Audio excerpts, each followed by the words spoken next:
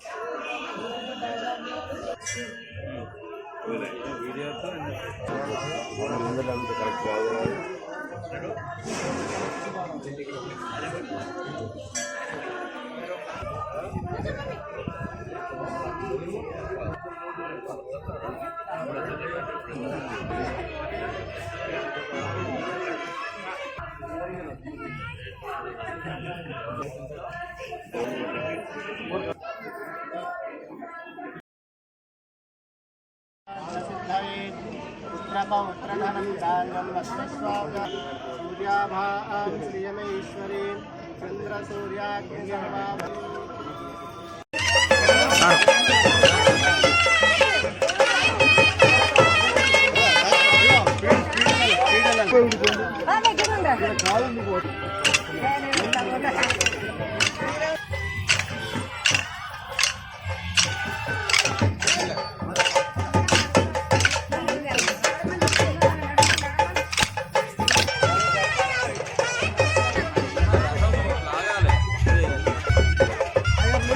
Back జరగండి back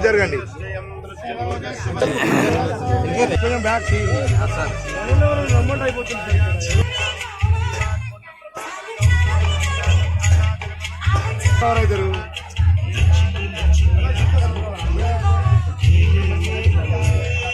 Govinda Govinda Govinda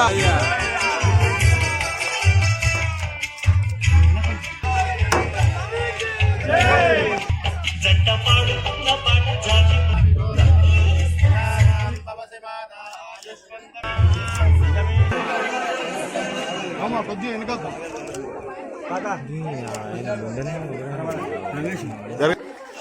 దిగుతారు పట్టుకోండి అంతే కొంచెం వెనక్కి ఉన్నాను మీరు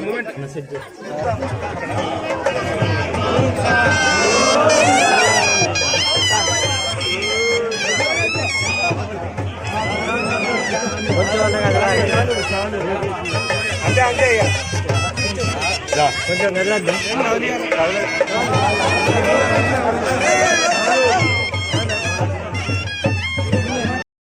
దానికి సుందరగిరి శ్రీ వెంకటేశ్వర స్వామి మీసాల వెంకటేశ్వర స్వామి ప్రత్యేకమైనటువంటి దేవాలయం. దేవాలయానికి సంబంధించి నూతనంగా కొల్లెట్టి శంకరయ్య గారు చైర్మన్ అయినారు. స్థానిక పెద్దలందరూ కూడా ఉన్నారు. వారి ఆలోచన ప్రకారంగా ఒక కమ్యూనిటీ హాల్ ఫంక్షన్ హాల్ కావాలని, అదేవిధంగా కొండపైకి దారి ఏర్పాటు చేయాలని, దేవాలయం వర్షం వచ్చినప్పుడు కొంత నీళ్లతోటి ఉంటున్నటువంటి సందర్భంగా దాని ఏ విధంగా వాటర్ ప్రభావం పడకుండా ఉండాలనేటువంటి 3 ప్రధానమైన పనులను దృష్టించడం జరిగింది. వాటిని వెంటనే పరిశీలన చేస్తాం.